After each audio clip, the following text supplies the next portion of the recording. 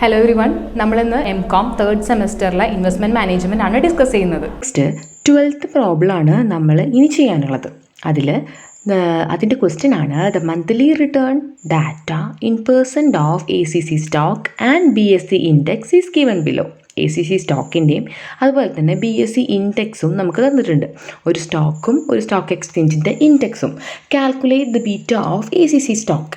ACC സ്റ്റോക്കിൻ്റെ beta കണ്ടുപിടിക്കാനാണ് പറഞ്ഞിരിക്കുന്നത്. അപ്പോൾ ബീറ്റ കണ്ടുപിടിക്കണം എന്നുണ്ടെങ്കിൽ നമ്മൾ എന്ത് ഫോർമുല വെച്ച് ചെയ്യും? Beta is equal to RIM sigma I sigma M divided by sigma M square. അതാണ് നമ്മൾ ബീറ്റ കണ്ടുപിടിക്കാനുള്ള ഇക്വേഷൻ. അപ്പോൾ ബീറ്റ കണ്ടുപിടിക്കണം എന്നുണ്ടെങ്കിൽ നമുക്ക് RIM വേണം, അതുപോലെ തന്നെ സിഗ്മ I വേണം, സിഗ്മ M വേണം, സിഗ്മ M സ്ക്വയർ വേണം. RIM എങ്ങനെ കണ്ടുപിടിക്കുക? അത് കോറിലേഷൻ കോഎഫിഷ്യൻ്റ് ആണ്. കോറിലേഷൻ കോഎഫിഷ്യൻ്റ് കണ്ടുപിടിക്കാനുള്ള formula R is equal to N into sigma XY minus sigma X into sigma Y divided by root of N into sigma X square minus sigma X whole square into root of N into sigma Y square minus sigma Y whole square. അപ്പോൾ നമ്മൾ N എത്രയാണ്? 6 കിട്ടിയിട്ടുണ്ട്. അതുപോലെ sigma XY, sigma X, sigma Y, sigma X square, sigma X whole square, sigma Y square and sigma Y whole square നമ്മൾ കണ്ടുപിടിക്കണം. ഇത് കണ്ടുപിടിക്കണം എന്നുണ്ടെങ്കിൽ നമ്മൾ ACC റിട്ടേൺസ് എടുത്ത് എഴുതണം. ദാറ്റ് ഈസ് 8.53, 9.65, 12.25, 9, 13.75, 6.65 എന്നിങ്ങനെ ACC റിട്ടേൺസ് കണ്ടുപിടിക്കണം. അതിൻ്റെ സിഗ്മ കണ്ടുപിടിക്കുമ്പോൾ 59.83. Next BSE index. BSE ഇൻഡെക്സിൻ്റെ 7.56, 8.46, 10.30, 12.25, 11.75, 9.42. അതിൻ്റെ സിഗ്മയാണ് 59.74. Next Y square. Y square എന്ന് പറയുന്നത് ACC റിട്ടേണിൻ്റെ സ്ക്വയർ ആണ്. 72.76, 93.12, 150.06, 81, 189.06, 44.22. അതിൻ്റെ സിഗ്മയാണ് 630.23. Next X square. BSE ഇൻഡെക്സിൻ്റെ സ്ക്വയർ ആണ് ചെയ്തിരിക്കുന്നത്. 57.15, 71.57, 106.09, 150.06, 138.06, 88.74. അതിൻ്റെ സിഗ്മ കണ്ടുപിടിക്കുമ്പോൾ 611.68 കിട്ടും. 611.68 ആണ് കിട്ടുന്നത്. നെക്സ്റ്റ് XY കണ്ടുപിടിക്കണം. XY കണ്ടുപിടിക്കണമെന്നുണ്ടെങ്കിൽ ACC return into BSE index. That is 66.49, 81.64, 126.18, 110.25, 161.56, 62.64. അതിൻ്റെ സിഗ്മ കണ്ടുപിടിക്കുമ്പോൾ 606.76, 606.76 ആണ് നമുക്ക് XY കിട്ടുന്നത്. ഇനി ഇക്വേഷനിൽ സബ്സ്റ്റിറ്റ്യൂട്ട് ചെയ്യുമ്പോൾ 6 into 606.76 മൈനസ് സിഗ്മ X എന്ന് പറയുന്നത് 59.74 ആണ്, സിഗ്മ Y എന്ന് പറയുന്നത് 59.83 ആണ്. അപ്പോൾ 6 into 606.76 minus 59.74 into 59.83 divided by root of 6 into sigma X square എന്ന് പറയുന്നത് 611.68 ആണ്, minus 59.74 square into root of 6 into 630.23 minus 59.83 square. അത് ചെയ്യുമ്പോൾ നമുക്ക് 66.32 divided by root of 101.21 into root of 201.75 കിട്ടും.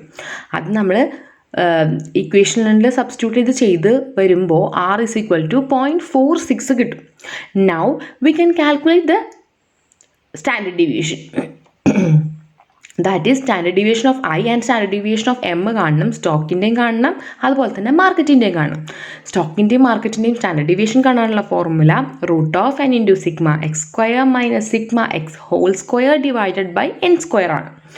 അപ്പോൾ BSE ഇൻഡെക്സിൻ്റെ കാണാൻ വേണ്ടിയിട്ട് അതായത് മാർക്കറ്റ് ഇൻഡെക്സിൻ്റെ കാണാൻ വേണ്ടിയിട്ട് നമ്മൾ എന്താ ചെയ്യുക, root of 6 into 611.68 minus 59.74 square divided by 6 square.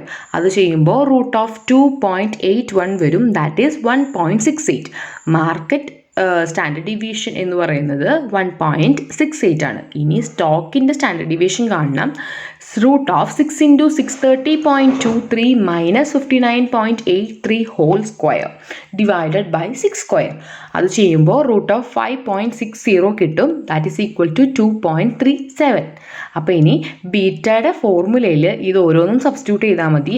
RIM എന്ന് പറയുന്നത് 0.46 ആണ് ഇൻറ്റു 2.37, ദാറ്റ് ഈസ് സ്റ്റോക്കിൻ്റെ index into 1.68, that is market index divided by market index square, that is 1.68 square.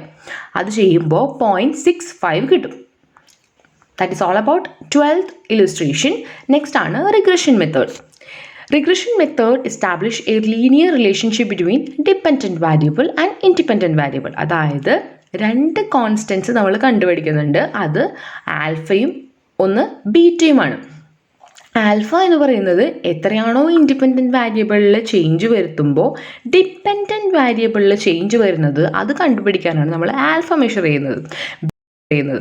Beta നമുക്ക് ഓൾറെഡി അറിയാം. Beta measures the value of dependent variable even when the independent variable has 0 value. അതായത് risk എത്രത്തോളം ഉണ്ട് എന്നുള്ളത് നമുക്ക് ബീറ്റയിൽ നിന്ന് കണ്ടുപിടിക്കാൻ പറ്റും. ഇതിൽ റിഗ്രഷനിൽ ഒരു ഇക്വേഷൻ ഉണ്ട്, y is equal to alpha plus beta X bar.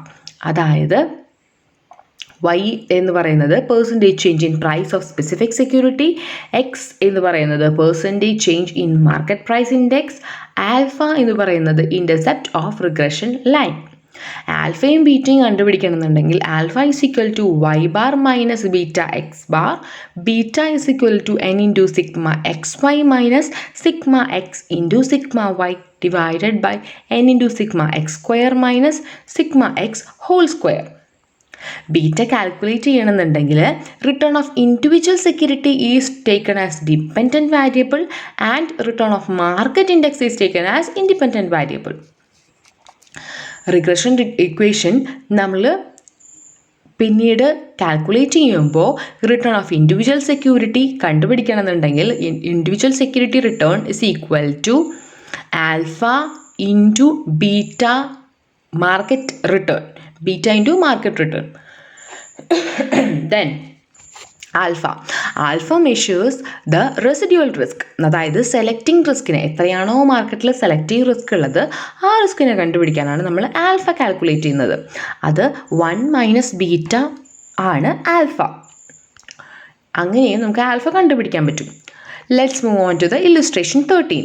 Using the data in example 12, compute alpha and beta under regression method. അതായത് 12 എക്സാമ്പിളിൽ നമ്മൾ എന്തൊക്കെ കാര്യങ്ങളാണോ തന്നിരിക്കുന്നത്, ഡാറ്റാസ് ആണോ തന്നിരിക്കുന്നത്, അതിനനുസരിച്ച് ആൽഫയും ബീറ്റയും റിഗ്രഷൻ മെത്തേഡിൽ, നമ്മൾ 12th മെത്തേഡിൽ കോറിലേഷൻ മെത്തേഡ് വെച്ചാണ് ചെയ്തിരിക്കുന്നത്, റിഗ്രഷൻ മെത്തേഡിലാണ് ഇവിടെ ചെയ്യാൻ പറഞ്ഞിരിക്കുന്നത്. അപ്പോൾ റിഗ്രഷൻ മെത്തേഡിൽ ബീറ്റ കണ്ടുപിടിക്കാനുള്ള formula is equal to n into sigma xy minus sigma x into sigma y divided by n into sigma x square minus sigma x whole square.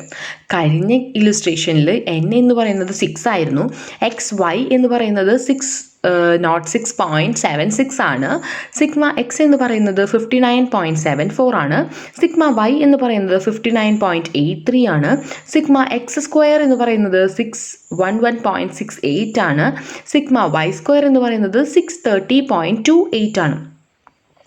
അത് substitute ചെയ്യുമ്പോൾ നമുക്ക് ആൻസർ 0.66 കിട്ടും. ഇനി alpha is equal to Y bar minus beta X bar. Already നമുക്ക് beta കിട്ടിയിട്ടുണ്ട്. ഇനി Y ബാറും X ബാറും കണ്ടുപിടിക്കണം. വൈ ബാറും എക്സ് ബാറും കണ്ടുപിടിക്കണമെന്നുണ്ടെങ്കിൽ വൈ ബാർ കണ്ടുപിടിക്കണമെങ്കിൽ sigma Y divided by N ചെയ്താൽ മതി. That is 59.83 divided by 6, that is equal to 9.97. ഇനി എക്സ് ബാർ അങ്ങനെ കണ്ടുപിടിക്കുകയാണെന്നുണ്ടെങ്കിൽ 59.74, that is sigma X divided by N, that is equal to 6. അപ്പോൾ സബ്സ്റ്റിറ്റ്യൂട്ട് ചെയ്യുമ്പോൾ 59.74 divided by 6, that is equal to 9.96. ഇനി alpha കണ്ടുപിടിക്കുകയാണെന്നുണ്ടെങ്കിൽ 9.97 minus 0.66 into 9.96, that is equal to 3.4. Next, illustration 14.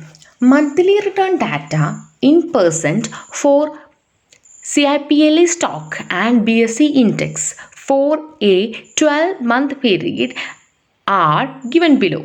Calculate beta under correlation method, regression method. നമുക്ക് already ഒരു സ്റ്റോക്കിൻ്റെയും BSE ഇൻഡെക്സും തന്നിട്ടുണ്ട്. ഒരു സ്റ്റോക്കിൻ്റെ ഇൻഡെക്സും അതുപോലെ ഒരു സ്റ്റോക്കിലെ എത്ര സ്റ്റോക്സ് ഉണ്ട് അതിൻ്റെ റിട്ടേൺസും അതുപോലെ തന്നെ ഇൻഡെക്സും തന്നിട്ടുണ്ട്. അതിൽ നമ്മൾക്ക് കണ്ടുപിടിക്കാൻ പറഞ്ഞിരിക്കുന്നത് എന്താണ്? കോറിലേഷൻ മെത്തേഡിലും റിഗ്രഷൻ മെത്തേഡിലും ബീറ്റയാണ്. അപ്പോൾ ബീറ്റ കണ്ടുപിടിക്കണമെങ്കിൽ നമ്മൾ എന്ത് ചെയ്യണം? Beta is equal to RIM sigma I sigma M divided by sigma M square ആണ് നമ്മൾ കോറിലേഷൻ മെത്തേഡ് ചെയ്യുന്നത്. അപ്പോൾ കോറിലേഷൻ മെത്തേഡിൽ ചെയ്യണമെന്നുണ്ടെങ്കിൽ ആദ്യം നമ്മൾ XY, X square, Y square എന്നിങ്ങനെ കണ്ടുപിടിക്കണം. അപ്പോൾ സിപ്ല സ്റ്റോക്സ് ഓരോന്നും എഴുതുക, അതുപോലെ തന്നെ BSE ഇൻഡെക്സ് എഴുതുക, അതിൻ്റെ X സ്ക്വയറും Y സ്ക്വയറും കണ്ടുപിടിക്കുക, എന്നിട്ട് XY കണ്ടുപിടിക്കുക. അപ്പോൾ അതിൻ്റെ സിഗ്മ നമുക്ക് എന്ത് വരും? സിഗ്മ X എന്ന് പറയുന്നത്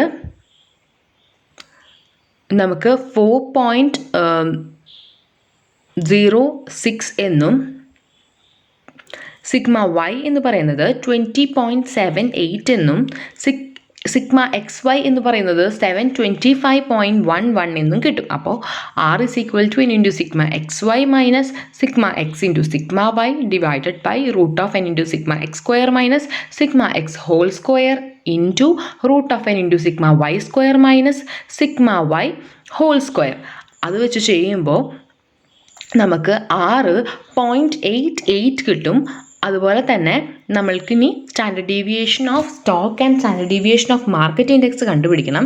അതിന് root of n into sigma X square minus sigma X whole square divided by n square ചെയ്യണം. അപ്പോൾ BSEയുടെ ഇൻഡെക്സ് നമുക്ക് ഈ ഇക്വേഷനിൽ സബ്സ്റ്റിറ്റ്യൂട്ട് ചെയ്യുമ്പോൾ BSE ഇൻഡെക്സ് റിട്ടേൺ 7.79 കിട്ടും. അതുപോലെ സ്റ്റോക്കിൻ്റെ 8.69 കിട്ടും. അപ്പോൾ സിഗ്മ നമ്മൾ സിഗ്മ M 8.69ഉം അതുപോലെ തന്നെ അങ്ങനെ സബ്സ്റ്റിറ്റ്യൂട്ട് ചെയ്യുമ്പോൾ 0.88 ഇൻറ്റു 7.79 ഇൻറ്റു 8.69 ഡിവൈഡഡ് ബൈ 60.68 കിട്ടും. അതിന് നമ്മൾ കാൽക്കുലേറ്റ് ചെയ്തെടുക്കുമ്പോൾ 0.99 ആണ് നമുക്ക് കോറിലേഷൻ മെത്തേഡ് വെച്ച് കിട്ടുന്നത്. റിഗ്രഷൻ മെത്തേഡ് എങ്ങനെയാണ് ചെയ്യുക? Beta is equal to n into sigma XY minus sigma X into sigma Y divided by n into sigma X square minus sigma X whole square. അതിൽ substitute ചെയ്യുമ്പോൾ 0.99 തന്നെയാണ് നമുക്ക് regression മെത്തേഡിലും കിട്ടുന്നത്. Next, Question 15. An investor has analyzed a share for a 1-year holding period. The share is currently selling for ₹53 but pays no dividend. There is a 50-50 chance that the share will sell for either 65 or ₹70 at the end of the year. What is the expected return and risk if 500 shares are bought with 70% borrowed fund? The cost of borrowed fund is 11%. ക്വസ്റ്റ്യനിൽ പറഞ്ഞിരിക്കുന്നത് ഒരു വർഷത്തെ holding പീരീഡിലുള്ള ഒരു investment ആണ് നമ്മൾ നടത്തിയിരിക്കുന്നത്. ഷെയറിൻ്റെ current price 53 ആണ്. അതിന് ഡിവിഡൻഡ് ഒന്നും കിട്ടുന്നില്ല. 50-50 ചാൻസ് ആണ് ഷെയർ 65 രൂപയ്ക്കും 70 രൂപയ്ക്കും അങ്ങോട്ടും ഇങ്ങോട്ടും മാറാനുള്ള ചാൻസ്. അതായത് റിസ്ക് കൂടി അതിൻ്റെ പ്രൈസ് കൂടാനുള്ള chance 50% what is the expected return and risk if 500 shares are boat? അതായത് ഇങ്ങനെയാണെന്നുണ്ടെങ്കിൽ സാധാരണ എക്സ്പെക്റ്റഡ് റിട്ടേൺ കണ്ടുപിടിച്ചതിന് ശേഷം 500 ഷെയറാണ് അദ്ദേഹം വാങ്ങിച്ചെന്നുണ്ടെങ്കിൽ അതിൽ 70% പുറത്തുനിന്ന് ബോറോ ചെയ്ത ഫണ്ടാണെങ്കിൽ എത്രയായിരിക്കും നമ്മുടെ എക്സ്പെക്റ്റഡ് റിട്ടേൺ ആൻഡ് റിസ്ക്? അതാണ് കണ്ടുപിടിക്കാനുള്ളത്. ആദ്യം തന്നെ നമ്മൾ റിട്ടേൺ കണ്ടുപിടിക്കണം. റിട്ടേൺ കണ്ടുപിടിക്കണമെന്നുണ്ടെങ്കിൽ XIPI കണ്ടുപിടിക്കണം. XIPI കണ്ടുപിടിക്കാൻ നമ്മൾ എന്താ ചെയ്യുക? നമുക്ക് പ്രൈസസ് ആണ് തന്നിരിക്കുന്നത്, റിട്ടേൺ അല്ല. അപ്പോൾ അതുകൊണ്ട് തന്നെ നമ്മൾ P1 minus P0 divided by P0 into 100 വെച്ച് നമുക്ക് റിട്ടേൺ കണ്ടുപിടിക്കണം. അപ്പോൾ അങ്ങനെ കണ്ടുപിടിക്കുമ്പോൾ 65ഉം 70ആണ് നമ്മൾ year end price. P1 minus P0 ചെയ്യുമ്പോൾ, അതായത് 53 കൊണ്ട് അതിനെ മൈനസ് ചെയ്യുമ്പോൾ 12ഉം 17ഉമാണ് അതിൻ്റെ വാല്യൂസ് കിട്ടുന്നത്. ഇനി റിട്ടേൺ 22.64ഉം 32.08ഉമാണ് നമ്മൾ P1 minus P0 divided by P0 into 100 ചെയ്യുമ്പോൾ കിട്ടുന്നത്. നെക്സ്റ്റ് പ്രോബബിലിറ്റീസ് ആണ്. 50-50 ചാൻസസ് എന്ന് പറഞ്ഞതുകൊണ്ട് 0.5 ആണ് പ്രോബബിലിറ്റീസ്. അതിനെ നമ്മൾ റിട്ടേണും പ്രോബബിലിറ്റിയും കൊണ്ട് ഇൻറ്റു ചെയ്യണം. XI/PI ആണ് നമ്മളുടെ റിട്ടേണിൻ്റെ ഫോർമുല. അപ്പോൾ അതുകൊണ്ട് XI/PI ചെയ്യുമ്പോൾ 11.3 to 16.04 കിട്ടും. അതിനെ സിഗ്മ ചെയ്യുമ്പോൾ 27.36 കിട്ടും. അതാണ് നമ്മളുടെ എക്സ്പെക്റ്റഡ് റിട്ടേൺ സാധാരണഗതിയിൽ വരുന്നത്. ഇനി calculation of standard deviation calculate ചെയ്യണമെന്നുണ്ടെങ്കിൽ നമ്മൾ XIയും PIയും എടുത്ത് എഴുതി, അതുപോലെ തന്നെ അതിൻ്റെ ഡീവിയേഷൻ കണ്ടുപിടിക്കണം, D² കണ്ടുപിടിക്കണം, എന്നിട്ട് വാരിയൻസ് കണ്ടുപിടിച്ച് റൂട്ട് നമ്മൾ ചെയ്യണം. അപ്പോൾ XI റിട്ടേൺസ് 22.64, 32.08 കിട്ടി. Probabilities 0.5 and 0.5. ഡീവിയേഷൻസ് നമ്മൾ മീൻ വെച്ച് കണ്ടുപിടിക്കുമ്പോൾ -4.72ഉം +4.72 ആണ് വരുന്നത്. അതിൻ്റെ D² ചെയ്യുമ്പോൾ 22.25ഉം 22.25ഉമാണ് വരുന്നത്. ഡീവിയേഷൻ ഇൻറ്റു പ്രോബബിലിറ്റീസ് ചെയ്യുമ്പോൾ 11.12 ആണ് രണ്ടിലും വരുന്നത്. അതിനെ നമ്മൾ സിഗ്മ ചെയ്യുമ്പോൾ 22.24. ഇനി സ്റ്റാൻഡേർഡ് ഡീവിയേഷൻ കണ്ടുപിടിക്കണമെന്നുണ്ടെങ്കിൽ ഈ വാരിയൻസിൻ്റെ റൂട്ട് ചെയ്യണം. Root of 22.24 that is equal to 4.72. Next return and risk of buying 500 shares. അതായത് നമ്മളുടെ ക്വസ്റ്റ്യനിൽ ചോദിച്ചേക്കുന്നത് സാധാരണ റിട്ടേണും റിസ്ക്കും കണ്ടുപിടിക്കണം. അത് കഴിഞ്ഞതിന് ശേഷം 500 ഷെയറാണ് അദ്ദേഹം വാങ്ങിച്ചതെന്നുണ്ടെങ്കിൽ അതിൽ 70% ബോറോഡ് ഫണ്ടാണെന്നുണ്ടെങ്കിൽ എത്രയായിരിക്കും നമ്മുടെ റിട്ടേൺ, എത്രയായിരിക്കും നമ്മളുടെ റിസ്ക്. അപ്പോൾ അത് കണ്ടുപിടിക്കണമെന്നുണ്ടെങ്കിൽ നമ്മൾ ടോട്ടൽ എത്രയാണ് 500 ഷെയർ എന്ന് പറയുമ്പോൾ ടോട്ടൽ ഇൻവെസ്റ്റ്മെൻറ്റ് എത്ര വന്നു, അതിൽ ബോറോഡ് ഫണ്ട് എത്ര വന്നു എന്ന് കണ്ടുപിടിക്കണം ആദ്യം. അപ്പോൾ total investment is equal to 500 into 53 that is equal to 26,500. ഈ 26,500ൻ്റെ 70% എന്താണ്? ബോറോഡ് ഫണ്ടാണ്. അപ്പോൾ 70% ബോറോഡ് ഫണ്ട് കണ്ടുപിടിക്കുമ്പോൾ 18,550 കിട്ടും. Next expected return from 500 shares. അതായത് 500 ഷെയറിൽ നിന്ന് എത്ര എക്സ്പെക്റ്റഡ് റിട്ടേൺ കിട്ടും. അപ്പോൾ 500 ഷെയറിൻ്റെ ടോട്ടൽ റിട്ടേൺസ് എത്ര കിട്ടുക? ടോട്ടൽ ഇൻവെസ്റ്റ്മെൻറ്റ് ഇൻറ്റു റിട്ടേണിൻ്റെ പെർസെൻറ്റേജ്. എത്രയാണോ നമ്മൾ എക്സ്പെക്റ്റഡ് റിട്ടേൺ കണ്ടുപിടിച്ചത് അതിൻ്റെ പെർസെൻറ്റേജ് വെച്ച് ഇൻറ്റു ചെയ്താൽ മതി. That is 26,500 into 27.36 divided by 100 that is equal to 7,250 less interest on borrowed fund. എത്രയാണോ ബോറോഡ് ഫണ്ട് അതിൻ്റെ ഇൻട്രസ്റ്റ് 11% ഓൾറെഡി ക്വസ്റ്റ്യനിൽ തന്നിട്ടുണ്ട്. ആ 11% നമ്മൾ ഇൻട്രസ്റ്റ് 18,550 ഇൻട്രസ്റ്റ് കണ്ടുപിടിക്കുന്നത്. അതായത് ബോറോഡ് ഫണ്ടിൽ ഇൻട്രസ്റ്റ് എത്രയാണ്? 18,550 into 11% that is equal to 2,041. അപ്പോൾ ടോട്ടൽ റിട്ടേൺസ് നമ്മൾ ഇൻട്രസ്റ്റ് കൊണ്ട് മൈനസ് ചെയ്യുമ്പോൾ നമുക്ക് നെറ്റ് റിട്ടേൺ കിട്ടും. That is equal to 5,209. ഇനി അതാണ് നമ്മുടെ expected return from 500 shares. Next risk of buying 500 shares. ഇതിൽ എത്ര റിസ്ക് ആണ് 500 ഷെയർ വാങ്ങിക്കുമ്പോൾ ഉണ്ടാവുക? That is equal to 26,500 into standard deviation ആണ് 4.72%.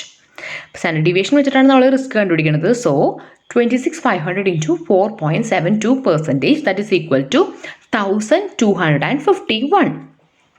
റിട്ടേൺ കിട്ടി 5,209 ആൻഡ് റിസ്ക് കിട്ടി 1,251. നെക്സ്റ്റ് ആണ് ഡൈവേഴ്സിഫിക്കേഷൻ.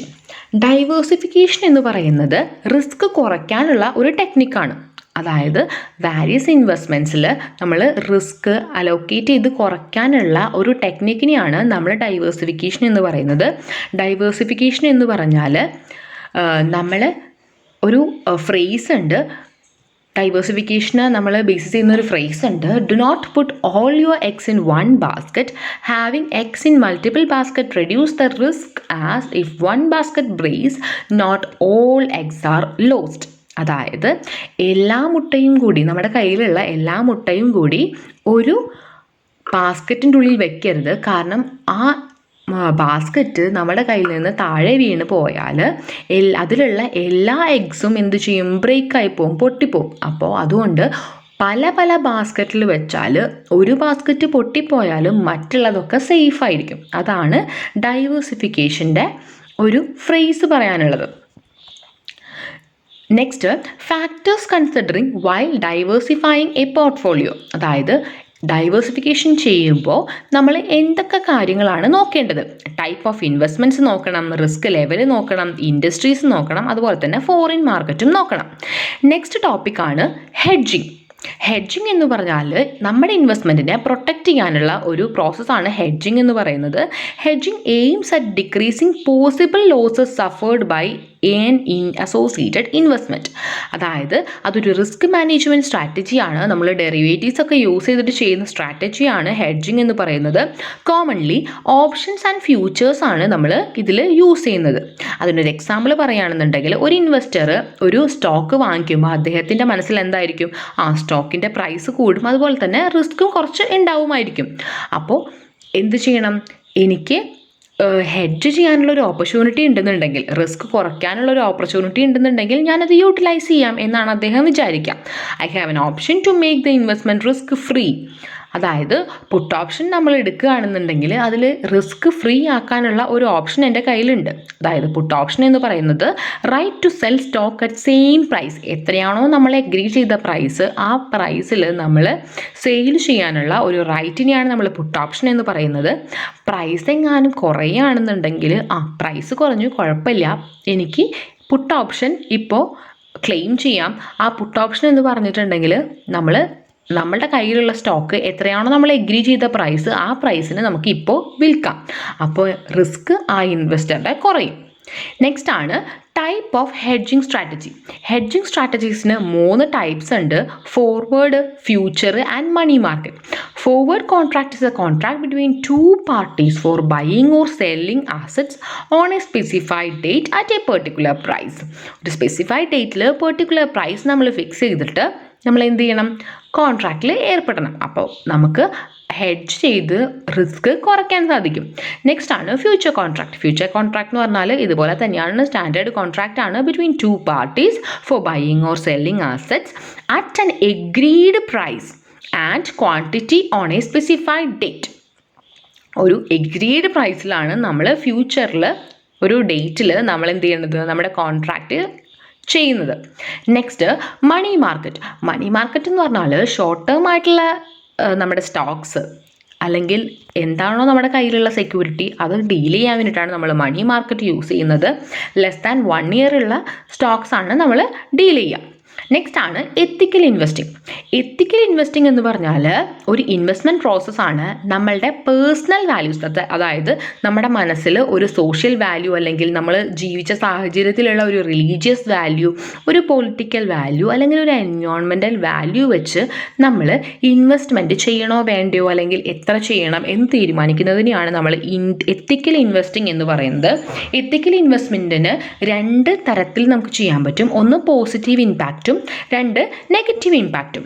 പോസിറ്റീവ് ഇമ്പാക്റ്റ് എന്ന് പറയുന്നത് choosing companies whose value align with the investors value. അതായത് നമ്മൾ ഒരു എക്സാമ്പിൾ പറയുകയാണെന്നുണ്ടെങ്കിൽ സൗത്ത് ഇന്ത്യൻസ് മെയിൻലി ഫാമിങ്ങിനൊക്കെ കുറച്ചും കൂടി റിലേറ്റഡ് ആയിട്ടുള്ള ആൾക്കാരാണ്. അപ്പോൾ സൗത്ത് ഇന്ത്യൻസ് നമ്മൾ ഫാം പ്രോഡക്ട്സ് അല്ലെങ്കിൽ അതിനായിട്ടുള്ള റിലേറ്റഡ് ആയിട്ടുള്ള ഇൻഡസ്ട്രീസിലൊക്കെ കുറച്ചും കൂടി ഇൻട്രസ്റ്റഡ് ആയിരിക്കും. അപ്പോൾ അതിലായിരിക്കും അവർ ഇൻവെസ്റ്റ് ചെയ്യുക. അതല്ലാതെ വല്ലാണ്ടുള്ള കോസ്മെറ്റിക്സ് പ്രോഡക്ട്സിലും അതുപോലെ തന്നെ അങ്ങനെയുള്ള കാര്യങ്ങളിലൊന്നും സൗത്ത് ഇന്ത്യൻസ് അത്ര ഫെമിലിയർ അല്ലായിരിക്കും. നെക്സ്റ്റ് ആണ് നെഗറ്റീവ് ഇമ്പാക്റ്റ്. നെഗറ്റീവ് ഇമ്പാക്റ്റ് എന്ന് പറഞ്ഞാൽ നമ്മളുടെ വാല്യൂസിന് ഡിഫറെൻ്റ് ആയിട്ടുള്ള വാല്യൂസിൽ നമ്മൾ ഇൻവെസ്റ്റ് ചെയ്യാതിരിക്കുക. അതായത് നമ്മൾ ജീവിച്ച സാഹചര്യത്തിലല്ലാതെ വേറെ എന്തെങ്കിലും പ്രോഡക്റ്റ്സ് ആണ് നമ്മളുടെ ഇൻവെസ്റ്റ്മെൻറ്റിൽ ഉള്ളതെങ്കിൽ അതിലേക്ക് ഇൻവെസ്റ്റ് ചെയ്യാൻ നമ്മൾ മടിക്കും. അതിനെയാണ് നമ്മൾ നെഗറ്റീവ് ഇമ്പാക്റ്റ് എന്ന് പറയുന്നത്. ഇനി ടൈപ്പ് ഓഫ് എത്തിക്കൽ ഇൻവെസ്റ്റിംഗ്. എത്തിക്കൽ ഇൻവെസ്റ്റിങ്ങിന് പല ടൈപ്സ് ഉണ്ട്. Based on social value. നമ്മളുടെ സോഷ്യൽ വാല്യൂവിനനുസരിച്ച് നമ്മൾ എന്ത് ചെയ്യണം, നമ്മൾ ഇൻവെസ്റ്റ്മെൻറ്റ് നടത്തുന്നു. നമ്മളുടെ ചുറ്റുപാടും നമ്മൾ ജീവിച്ച സാഹചര്യത്തിനനുസരിച്ച് നമ്മൾ ഇൻവെസ്റ്റ്മെൻറ്റ് നടത്തുന്നു. അതുപോലെ തന്നെ രണ്ടാമതാണ് based on moral value. Moral value എന്ന് പറഞ്ഞാൽ നമുക്ക് ഇഷ്ടമില്ലാത്തതിലൊന്നും നമ്മൾ ഇൻവെസ്റ്റ് ചെയ്യാൻ താല്പര്യപ്പെടില്ല. അതിനെയാണ് നമ്മൾ മോറൽ വാല്യൂസ് എന്ന് ഉദ്ദേശിക്കുന്നത്. ബേസ്ഡ് ഓൺ റിലീജിയസ് വാല്യൂ, നമ്മളുടെ റിലീജിയസ് വാല്യൂസ് നോക്കിയിട്ട് നമുക്ക് എന്തിനാണ് നല്ലത് എന്നുള്ള രീതിയിൽ നോക്കി നമ്മൾ ഇൻവെസ്റ്റ് ചെയ്യുന്നതിനെയാണ് നമ്മൾ റിലീജിയസ് വാല്യൂ ഇൻവെസ്റ്റ്മെൻറ്റ് എന്ന് പറയുന്നത്. ബേസ്ഡ് ഓൺ പൊളിറ്റിക്കൽ വാല്യൂ, അതായത് നമ്മൾ ജീവിച്ച സാഹചര്യത്തിൽ എന്താണ് നമ്മുടെ പൊളിറ്റിക്കൽ വാല്യൂസ് അതിനനുസരിച്ചായിരിക്കും നമ്മൾ ഇൻവെസ്റ്റ് ചെയ്യുക. ബേസ്ഡ് ഓൺ എൻവയോൺമെൻറ്റൽ അല്ലെങ്കിൽ ഗ്രീൻ ഇൻവെസ്റ്റ്മെൻറ്റ് എന്ന് പറയും. ഗ്രീൻ ഇൻവെസ്റ്റ്മെൻറ്റ് എന്ന് പറയുന്നത് എൻവയോൺമെൻറ്റൽ വാല്യൂസ് നോക്കിയിട്ടാണ്. ദാറ്റ് ഈസ് എൻവയോൺമെൻറ്റൽ ഫ്രണ്ട്ലി പ്രോഡക്ട്സിലാണ് നമ്മൾ ഇൻവെസ്റ്റ് ചെയ്യുക. പ്ലാസ്റ്റിക് ഒക്കെ ഒഴിവാക്കി ഗ്രീനറീസിൽ കുറച്ചും കൂടി ഇൻവെസ്റ്റ് ചെയ്യുക എന്നുള്ള ബേസിസിലാണ് നമ്മുടെ എൻവയോൺമെൻറ്റൽ വാല്യൂ ബേസിസിൽ ഇൻവെസ്റ്റ്മെൻറ്റ് നടത്തുക എന്ന് പറയുന്നത്. അപ്പോൾ ഇതാണ് മൊഡ്യൂൾ 1 പറയുന്നത്. അപ്പോൾ ഇത്രയാണ് നമ്മുടെ ക്ലാസ്സിൽ ഉണ്ടായിരുന്നത്. ഇനി ബാക്കി അടുത്ത ക്ലാസ്സിൽ കാണാം. Thank you. 20 വർഷത്തെ സേവന പാരമ്പര്യവുമായി Jyothis college Irinjalakuda. Mcom finance, Mcom corporation, BBA, Mcom finance എന്നീ കോഴ്സുകളിലേക്ക് അഡ്മിഷൻ ആരംഭിച്ചിരിക്കുന്നു. ജ്യോതിസ് കോളേജ് ആപ്പ് ഇൻസ്റ്റാൾ ചെയ്യൂ. പഠനം എളുപ്പമാക്കൂ. പഠനത്തോടൊപ്പം സമ്പാദിക്കാൻ അവസരം. ഉയർന്ന മാർക്കുള്ള വിദ്യാർത്ഥികൾക്ക് സ്കോളർഷിപ്പോടുകൂടി പഠിക്കാം. Jyothis college four advance studies, Catholic centre, main road, Irinjalakuda.